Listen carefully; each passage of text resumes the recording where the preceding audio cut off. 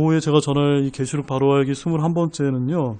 제목은 1절 나와 있는 것처럼 큰 음녀가 받을 심판이라고 하는 이런 제목을 가지고 여러분에게 말씀을 이제 나누도록 하겠습니다.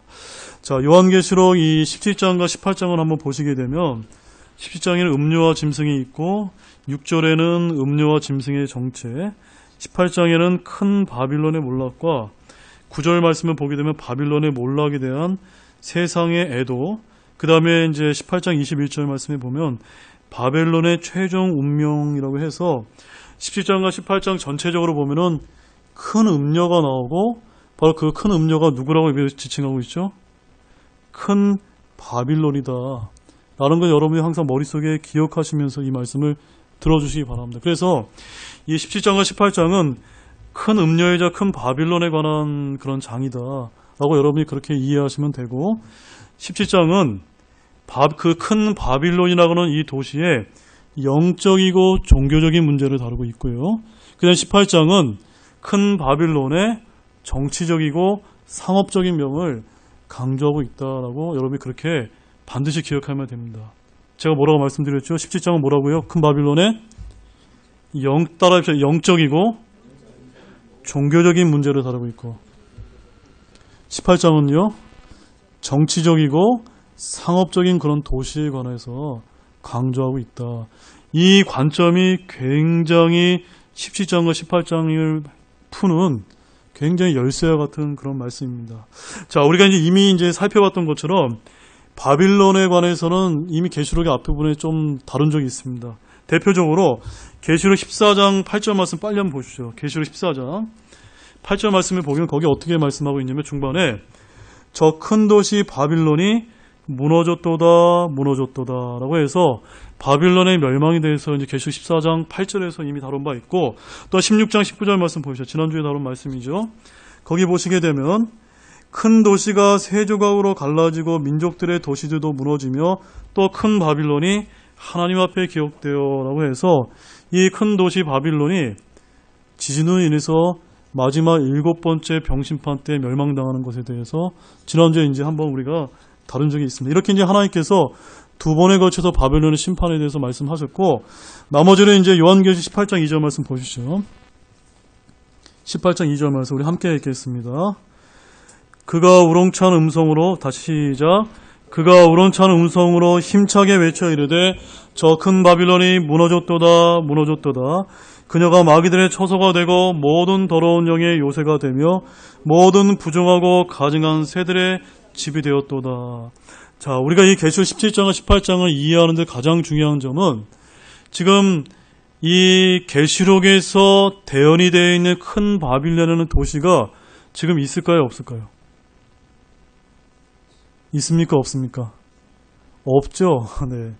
없기 때문에 이 말씀이 어려운 겁니다.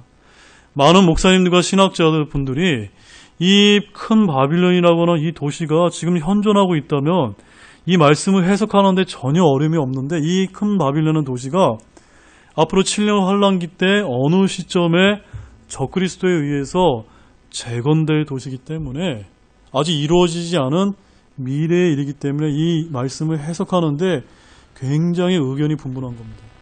오늘 제가 그런 부분들을 서두에 좀 정리를 해서 여러분에게 알려드리기 때문에, 특별히 계시록 17장과 18장은 우리 독립침례교회 목사님들 가운데서도 다소 좀 부족하게 좀 전해지는 가르침들이 있기 때문에 오늘 그 부분을 제가 하나하나 제가 정확하게 짚어드리려고 하고 있습니다.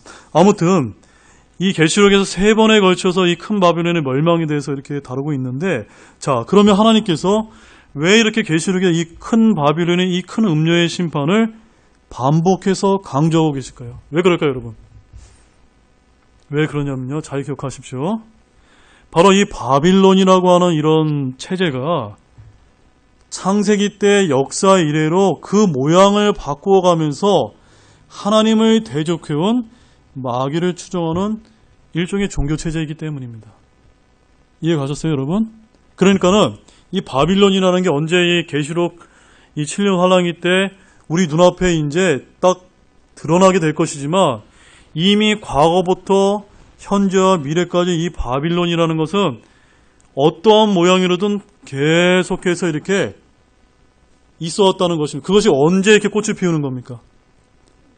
예, 7년 환란기 때가 되면 실제 그 실체가 드러난다는 겁니다. 그런 관점에서 이 말씀을 보셔야 된다는 말씀입니다. 자, 여기서 이제 큰 음료가 누구인가에 대해서는 이제 크게 한 3가지 견해가 있는데, 자, 여러분 말씀해 보시죠. 첫 번째 견해. 큰 음료가 여러분 뭐라고 여러분이 이해하셨습니까? 네, 주로 이제 천주교, 로마 카톨릭이다. 이게 이제 저의 얘기가 아니라 많은 목사님들과 많은 신학자들이 이 계시록 17장과 18장에 나와 있는 큰 음료, 큰 바빌론이 천주교다, 로마 카톨릭이다라고 이렇게 이야기하고 있고, 그만큼 그렇게 이야기하는 이유 중에 하나는 뭐냐면요, 이 로마 카톨릭이라고 하는 이 종교 체제 자체가 바빌론의 이런 종교적인 특징을 많이 소유하고 있기 때문이라는 사실입니다. 그 말씀 그렇게 가르치는 것이 전혀 틀린 것은 아닙니다. 하지만 두 번째 견해는요, 제가 항상 강조드리는 분인데, 클라리스 라킨스라고 하는 그런 목사님께서 이 17장은 로마 카톨릭이 맞는데 이 18장은 실제 이라크 지역의 7년 환란기 때 세워진 도시로서의 바빌론이 될 것이다 라고 이렇게 해석을 합니다. 그래서 17장과 18장의 바빌론을 다른 바빌론으로 설명하시면서 두 개가 다른 거다 라고 이렇게 성경 견해를 가르치는 분들이 있고, 많은 분들이 또 그렇게 따르고 있습니다. 자, 그러면 가장 중요한 건 세 번째 견해이거든요. 이것은 이제 제가 믿고 있는 견해인데, 세 번째 견해는 무엇일까요? 세 번째는요, 17장과 18장이 이 도시에 대해서 뭐라고 부르고 있습니까? 뭐라고 부르고 있습니까? 큰 바빌론이다라고 부르고 있기 때문에 별다른 특별한 언급이 없는 한 문자 그대로 읽고 믿어야 된다는 겁니다. 그래서 무슨 말씀이냐면, 하나님께서 큰 바빌론이라고 얘기했다고 하면은 저와 여러분들은 그냥 쉽게 어떻게 이해하면 됩니까?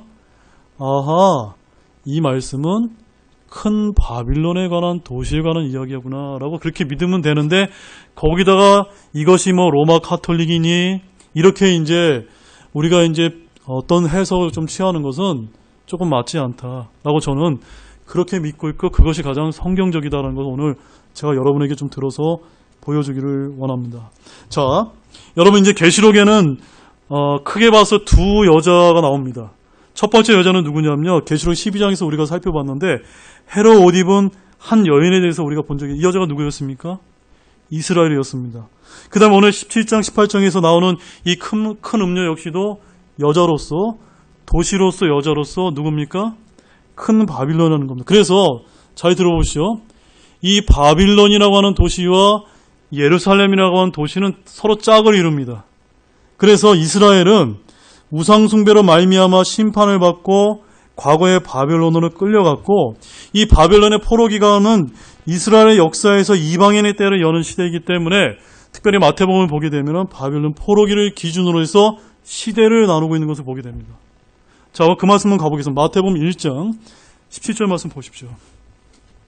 우리가 눈으로 확인해야 되겠죠. 바빌론이라는 것이 얼마나 중요한 그것인지 한번 봐야겠죠. 마태복음 1장 17절 말씀입니다. 자, 같이 읽겠습니다. 그러므로 아브라함부터 다윗까지의 모든 세대가 14세대요. 다윗부터 바빌론으로 끌려간 때까지 14세대요. 바빌론으로 끌려간 때부터 그리스도까지 14세대라. 자, 14세대, 14세대, 14세대 하는데 그 기준점이 뭡니까? 바빌론이다라고 얘기합니다. 네. 이거 그냥 하나님께서 써주신 게 아니라 예사롭지 않은 그런 그 도시라는 것을 여러분이 이해하실 필요가 있습니다.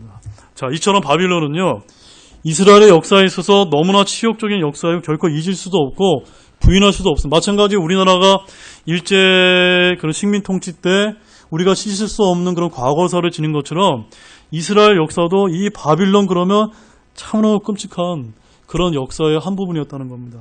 그런데 여러분, 이 바빌론이라는 것이 원래 어디서 기원하는 겁니까? 최초에 어디서 기원합니까? 저 창세기 10장과 11장에 가보게 되면은 여러분이 잘 아시는 바벨탑 사건 아시죠? 그 바벨탑이, 탑의 이름이 바벨이 아니라 도시의 이름이 바벨이라는 겁니다. 네. 그 바벨에서 유래가 돼서 오늘날 세계 최초의 제국으로서 예언의 한 축을 담당하는 도시이자 왕국으로서의 그 이름이 뭡니까? 바빌론이라는 겁니다. 그래서 바빌론은 우리가 이미 다니엘서를 통해서 보았던 것처럼 다니엘이 해석한 금신상에서 금머리에 해당됩니다. 또한 느부갓네살 왕이 바로 형상에서 금이었고 그의 왕국이 금머리였다는 것은 굉장히 중요합니다. 왜냐하면 그 느부갓네살 그 바빌론이 금머리였다는 것은 이방인들의 때의 시작점이기 때문입니다. 그래서 마지막 날들에 대한 예언의 출발점이자 지상에서 펼쳐진 이방 제국의 시작점이 어느 왕국입니까? 바빌론 왕국이라는 겁니다. 그래서 여러분들이 오늘 계시록 17장과 18장에서 큰 바빌론이라고 하는 이 용어가 나오는 것은 창세기부터 계시록까지 성경 전체를 꿰뚫는 굉장히 열쇠와 같은 말씀이다. 이해 가세요? 네, 이제부터 본격적으로 시작해 보겠습니다. 자, 1절 말씀 보십시오. 1절 말씀. 다시 한번 함께 읽겠습니다. 또 7병을 가진 7 천사 중에 하나가 와서 나와 이야기하며 내게 이르되 이리로 오라. 많은 물들 위에 앉은 큰 음녀가 받을 심판을 내가 내게 보여주리라. 자, 우리가 지난주 16장에서 마지막 7 금병 심판을 끝내면서 가장 인상 깊었던 말씀은 뭐냐면 하늘에서 큰 음성이 어떤 음성이 나왔냐면 다 이루어졌다다. 여러분 기억나세요? 예, 다 이루어졌다다. 자, 그럼 다 이루어졌다라는 그런 하나님의 음성이 들렸다면 그 다음에 여러분 생각했을 때 어떤 시대가 연결되어야 됩니까? 천년왕국이 연결되어야 되거든요. 그렇죠? 그런데 왜 여기서 하나님께서 천년왕국으로 넘어가지 않고 다시 큰 바빌론이라고 하는 이 17장과 18장을 다시 꺼집어내서 우리에게 전해주고 하자는 그 이유가 무엇일까요? 그것은 바로 그만큼 이 바빌론의 정체가 또 그 도시에 임할 심판이 예언사적으로 너무너무나 중요한 말씀이기 때문에 삽입장으로서 그 바빌론의 세부 사항들을 우리에게 알려주신다 라는 것을 여러분이 좀 이해할 필요가 있습니다. 그래서 이제 천사가 그 7 천사 중에 하나가 요한에게 이리로 오라라고 1절에서 이제 말씀하면서 시작하면서 요한에게 큰 바빌론이 무너지는 것에 대해서 말해 주고 있습니다. 그런데 이리로 오라라고 한 다음에 보여준 것이 뭐였습니까? 많은 물들 위에 앉은 큰 음녀가 받을 심판을 내가 내게 보여주리라라고 말씀하고 있습니다. 자, 이제 여기서 가장 중요한 말씀은 큰 음녀입니다. 큰 음녀.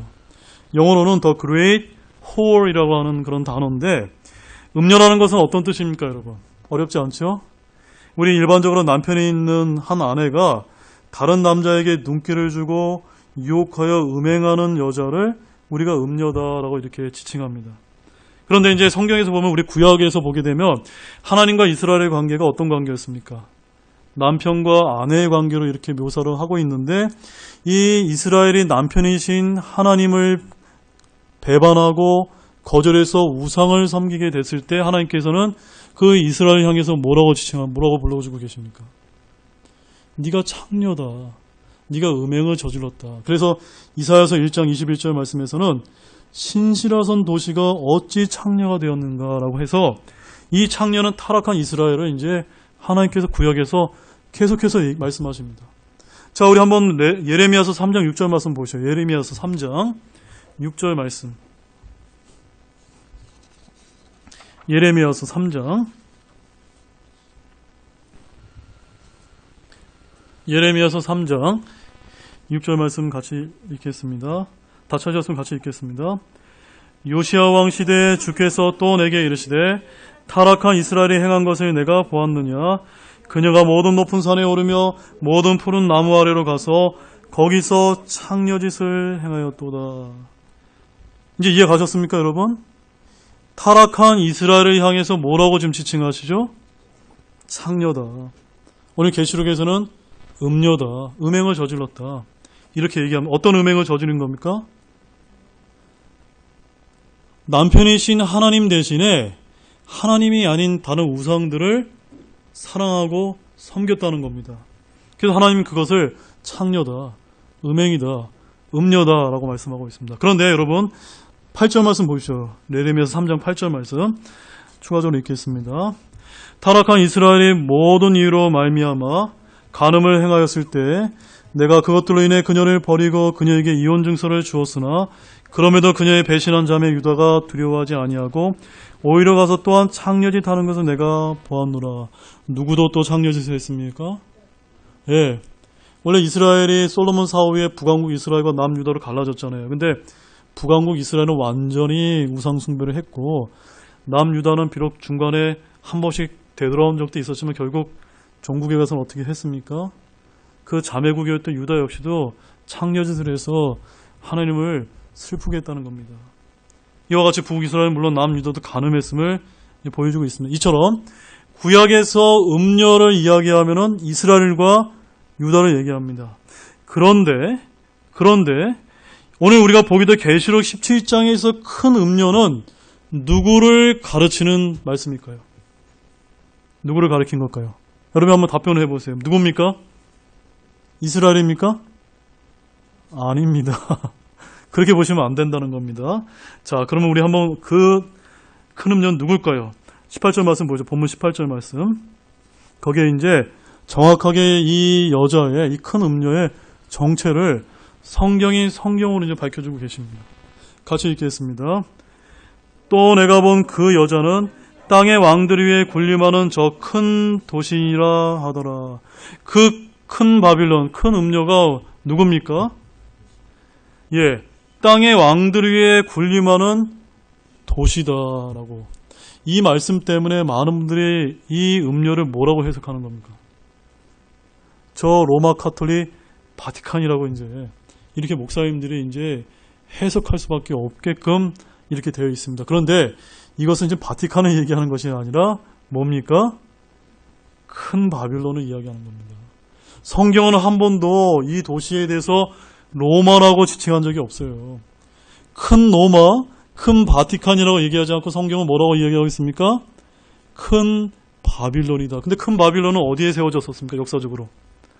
저 이라크 땅에, 그 이라크의 바그다드라고 하는 수도에서 약 70km 떨어진 그 곳이 바빌론이, 느부갓네살의 이제 바빌론이 재건했던 그런 신바빌론 제국이 있었던 도시였습니다.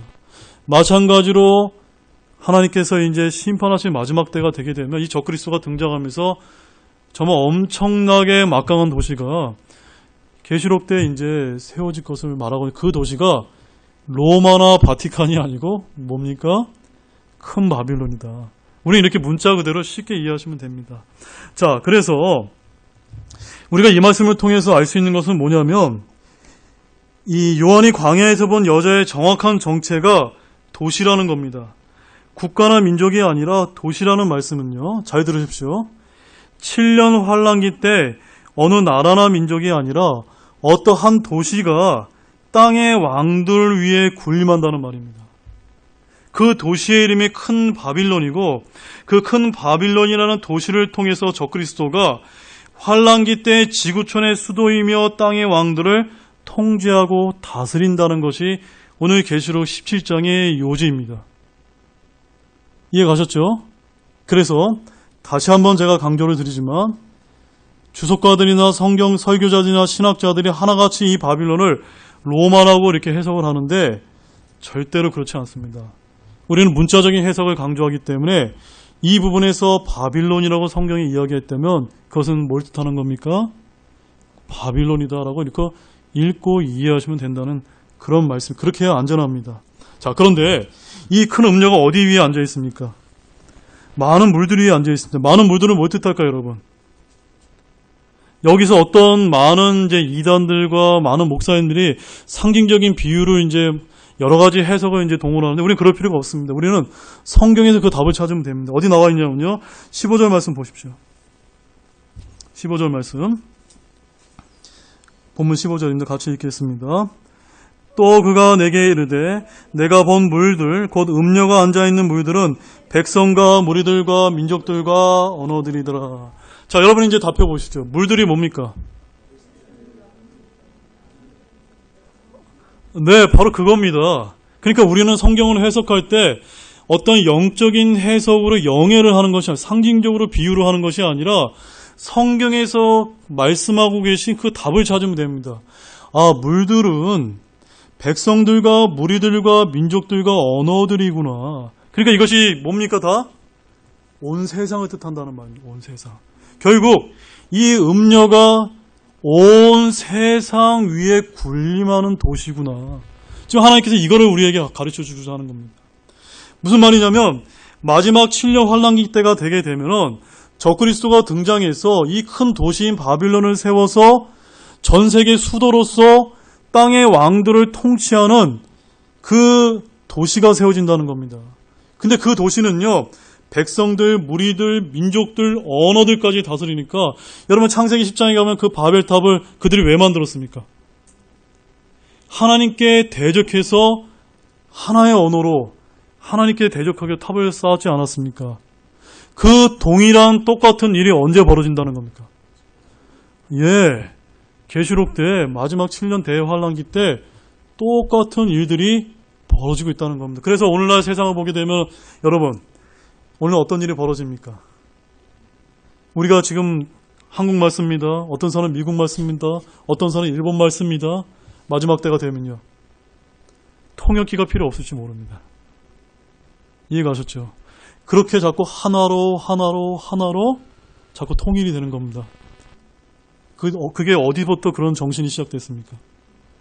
예, 바벨탑을 쌓았던 그 바벨이라고 하는 그 도시에서 시작된 것이 우리 인간 역사 마지막 때까지 계속해서 최종 단계까지 그 일을 이루기 위해서 사탄 마귀가 뒤에서 계속해서 이 세상을 조종해가고 있다는 말씀입니다. 아무튼 여기서 우리가 이제 이해할 건 뭐냐? 성경을 해석을 할 때 본문이 스스로 해석한다는 것을 깨닫기 바랍니다. 자, 그런데 하나님께서 이 큰 바빌론이 이 어떠한 도시인지를 이제 17장과 18장을 통해서 알려주는 이 도시의 특징이 나옵니다. 어떤 도시냐면요. 부정하고 가증한 도시요. 술에 취한 도시요. 음행하는 도시요.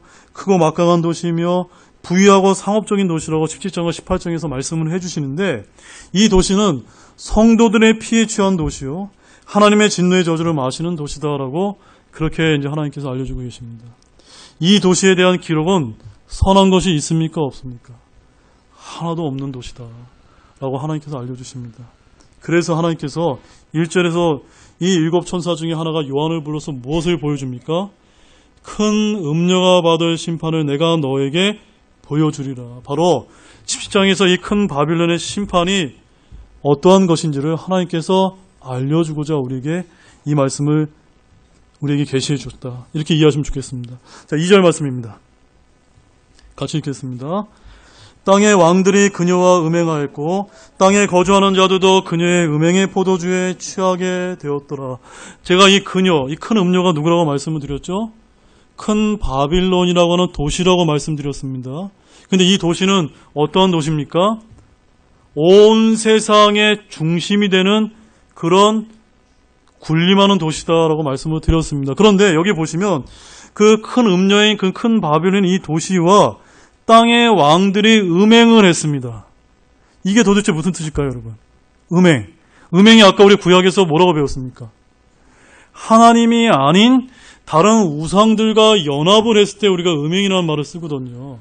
결국 큰 바빌론이라는 이 적그리스도가 세운 이 도시가 많은 나라의 땅의 왕들과 그 민족들과 언어들을 통제하는데 바로 많은 세상에 있는 온 세상이 큰 바빌론을 비로소 적그리스도와 함께 정치적으로, 종교적으로, 경제적으로 음행하여 연합된 도시다 라는 것을 우리에게 지금 알려주고 있는 그런 말씀입니다.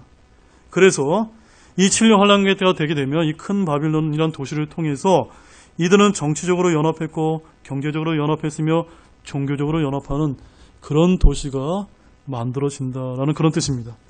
그런데 여러분 잘 아시다시피 교회는 어떻게 해야 됩니까? 한 몸으로 연합을 해야 됩니다. 세상과 연합하는 것은 뭡니까? 음행하는 겁니다. 근데 오늘날 WCC와 같은 에큐메니컬 운동이 갖는 위험성이 바로 무엇이냐면 이렇게 일치해서는 안 되는 것끼리 하나가 되고자 하는 것을 하나님께서 뭐라고 얘기하시냐면 그는 창녀짓이다. 음행이다 라고 얘기하는 겁니다. 교회는 세상과 분리되어야 됩니다. 아멘이세요? 네. 왜 우리 교회에서 이 교회에 맞지 않는 음악을 우리가 삼가하는 겁니까? 왜 우리 교회 안에서 말씀과 상관이 없는 여러 가지 프로그램들을 하지 않는 이유가 무엇입니까? 교회는 거룩하고 순결한 그런 한 아내이자 신부가 되어야 되기 때문입니다. 그런데 오늘 본문에서 2절에서 뭐라고 얘기하고 있죠? 이 땅의 왕들은 큰 바빌론과 음행했다는 말씀입니다. 땅에 거주하는 자들도 그녀의 음행에 포도주에 취하게 되었습니다. 바로 큰 바빌론의 종교와 문화가 온 세상의 모든 거주민들에게 전파되었기 때문이고, 바로 오늘날 이 시대의 종교 통합이 이 시대의 모든 종교에 요구되고 있다는 것, 그것을 여러분이 꼭 발견하시기 바랍니다. 자, 본문 3절 말씀입니다. 이처럼 영원에서 나를 광야로 데리고 가니라. 내가 보니 한 여자가 신성모독하는 이름들로 가득하고 7머리와 10뿔을 가진 주홍색 짐승 위에 앉아있더라. 자, 여기서 이제 재미난 표현이 나오는데요. 영 안에서라는 표현이 나오게 되면 이거는 순간이동을 이야기합니다. 그래서 에스겔에서도 마찬가지고 요한계시록 앞부분에도 보면은 이 사도 요한을 데리고 영 안에서라고 하는 말씀은 시공간을 초월해서 천사가 하나님께서 이 요한을 데리고 무언가 보여주기 위해서 어디론가 순간적으로 이동할 때 영 안에서라는 이런 표현을 쓰고 있는데, 지금 하나님께서 여기서는 요한을 광야로 데리고 가서 누구를 보여주시죠? 그 큰 음녀라고 불리는 큰 바빌론이라고 하는 도시, 한 여자를 여기서 보여주고 있습니다. 자, 근데 이 요한이 본 여자는요, 이름이 가득했습니다. 어떤 이름이었냐면요, 신성모독하는 이름들로 가득하고 7머리와 10뿔을 가진 주홍색 짐승 위에 앉아 있었습니다. 자, 그런데 여러분에게 제가 말씀을 드리겠습니다. 여기 이제 주홍색 짐승이라고 하는 것으로 볼 때, 주홍색 하게 되면 여러분 뭐가 떠오르시죠? 이사야서 1장 18절 말씀 한번 보십시오. 이사야서 1장 18절 말씀 보십시오. 우리가 성경은 성경에서 풀어야 됩니다. 이사야서 1장, 여러분이 잘 아시는 말씀인데,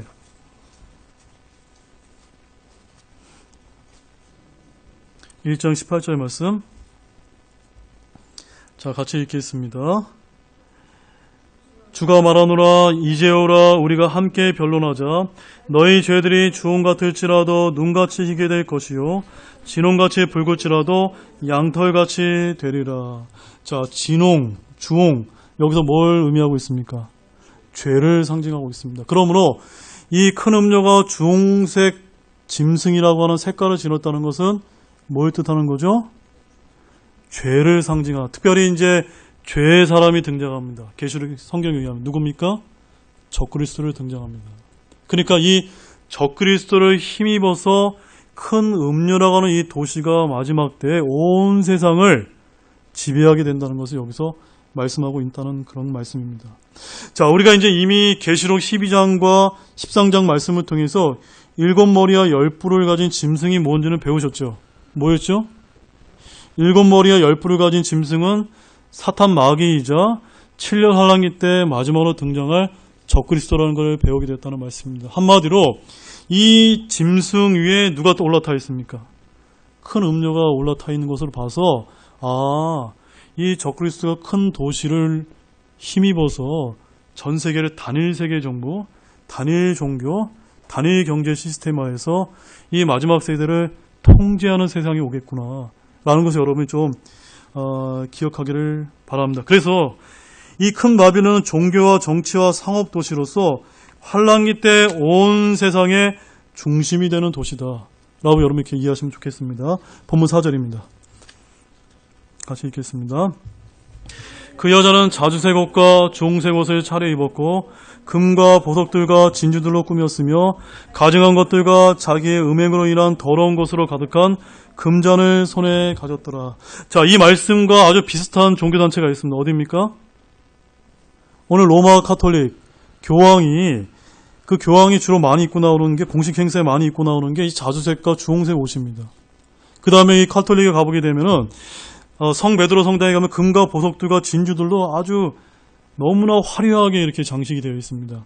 그래서 이 말씀 때문에 많은 목사님들과 신학자들이 이 큰 바빌론이 로마 카톨릭이 아니겠느냐라고 자꾸 그렇게 해석을 하는데, 여러분 이것을 이해하셔야 됩니다. 로마 카톨릭은 공식적으로 자기네들이 바빌론의 모든 것을 계승한다라고 공식적으로 밝히고 있습니다. 그렇기 때문에 바빌론이라고 하는 종교 체제는 구약에서부터 끊임없이 있어 왔는데 오늘날 이 마지막 때에 와서 그 바빌론을 계승하는 가장 대표적인 종교단체가 어디라는 겁니까? 천주교라는 것입니다. 그래서 큰 바빌론이라는 이 종교 체제에 로마 카톨릭이 포함되어 있는 거지 로마 카톨릭이 바빌론이라는 것이 아니라는 것. 그것 때문에 우리가 이 말씀을 정확하게 봐야 된다는 말씀입니다. 예레미야서 51장 7절과 8절을 귀로만 들어주세요. 바빌론은 주의 손에 있는 금잔 곧 온 땅을 취하게 한 금잔이었다. 민족들이 그녀의 포도주를 마셨으므로 미쳤도다. 바벨론이 갑자기 넘어져 멸망하였으니 라고 이렇게 예레미야 51장 7절과 8절 이미 구약에서 이 바빌론이라는 도시가 어떤 도시인 것을 다 예언해 놓고 계십니다. 자, 본문 5절 말씀이 읽겠습니다. 본문 5절. 그녀의 이마에 한 이름이 기록되어 있었는데 신비라 큰 바빌론이라 땅의 창녀들과 가증한 것들의 어미라 하였더라. 자, 지금까지 많이 이제 피곤하셨다면 지금부터 정신을 바짝 차려주시면 이 말씀이 제가 드리고 싶은 가장 중요한 말씀이 여기 담겨 있습니다. 자, 그녀의 이마에 한 이름이 기록되어 있는데 뭐라고 기록되어 있다고요? 신비라 큰 바빌론이라 땅의 창녀들과 가증한 것들의 어미라. 어미가 뭡니까? 어머니를 뜻하지 않습니까? 어머니. 왜 이 바빌론이라는 도시가 어머니라고 불릴까요? 이 큰 바빌론이라는 말은요, 이 로마가 바빌론이 아닙니다. 바빌론은 로마로 불린 적이 없습니다. 지역도 다르고 언어가 다르고 민족이 다르고 국가가 다릅니다. 그런데 땅의 창녀들과 가증한 것들의 어미라, 이 큰 바빌론의 어머니, 어미라는 뜻인데 로마 카톨릭은 큰 바빌론이라고 하는 그 어미에서 나온 자녀 종교라는 겁니다. 이해하셨어요? 바빌론이 로마 카톨릭이 아니라 이 바빌론이라고 하는 것에서 출생한 종교가 뭐라는 겁니까? 로마 카톨릭이라는 겁니다. 그런데 로마 카톨릭뿐만이 아니라 오늘날 순수한 기독교를 제외한 모든 종교들이 다 어디에서 출발한다는 겁니까? 바빌론에서 시작된다는 겁니다. 오늘 그것이 가장 중요합니다. 자, 창세기 10장 11절 말씀에 보게 되면 바벨론의 기원이 나오는데, 자, 여러분 창세기 10장 8절에서 9절 말씀 가보시죠. 지금부터가 아주 가장 흥미로운 부분입니다. 잘 들으셔야 됩니다. 창세기 10장 8절에서 9절 말씀입니다. 자, 같이 한 목소리 읽겠습니다. 구스가 림롯을 낳았는데 그가 땅에서 강력한 자가 되기 시작하였더라. 그가 주 앞에서 강한 사냥꾼이었으므로 사람들이 이르기를 아무개는 주 앞에서 강한 사냥꾼인 림롯 같다 하느니라. 자, 여기 림롯이라는 사람이 나오죠. 이 림롯이라고 하는 사람이 창세기 10장에서 이 바벨이라고 하는 이 도시를 세운 사람입니다.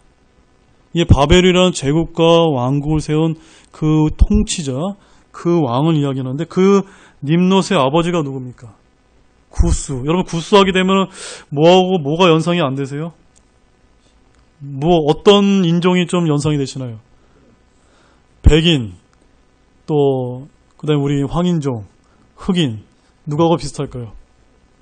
내가 오늘 제가 자세한 시간이 많지 않기 때문에 자세하게는 말씀을 안 드리지만 이 구스는 오늘날 흑인들의 조상과 유전적으로 연결이 된 그런 것이라는 걸 여러분에게 간단하게 제가 말씀을 드립니다. 그래서 이 구스와 림롯 마찬가지로 혈통적으로 누굽니까?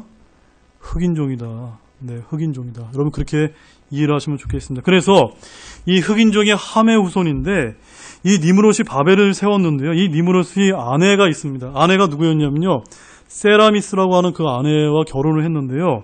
이 세라미스라고 하는 이 여자가 오늘날 그리스 신화의 아프로디테, 로마 신화에 나오는 비너스, 땅의 모든 민족들에 퍼진 신화와 정설과 종교에서 모두 이 바벨에서 유래됐다는 것을 기억하시기 바랍니다.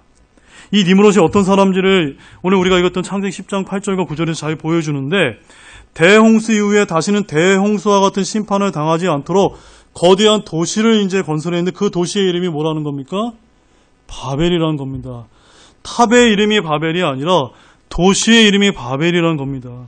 그래서 그들은 하나님을 위해서 도시를 세운 것이 아닌데 창세기 11장 4절 말씀 다시 한번 보시죠. 창세기 11장 창세기 11장 4절 말씀입니다. 함께 읽겠습니다. 자, 우리가 우리를 위하여 도시와 탑을 세우고 탑의 꼭대기를 하늘에까지 닿게 하며 우리가 우리를 위하여 이름을 내고 이로써 온 지면에 널리 흩어짐을 면하자. 지금 이들이 주장하는 것이 뭡니까? 뭐가 빠져 있습니까?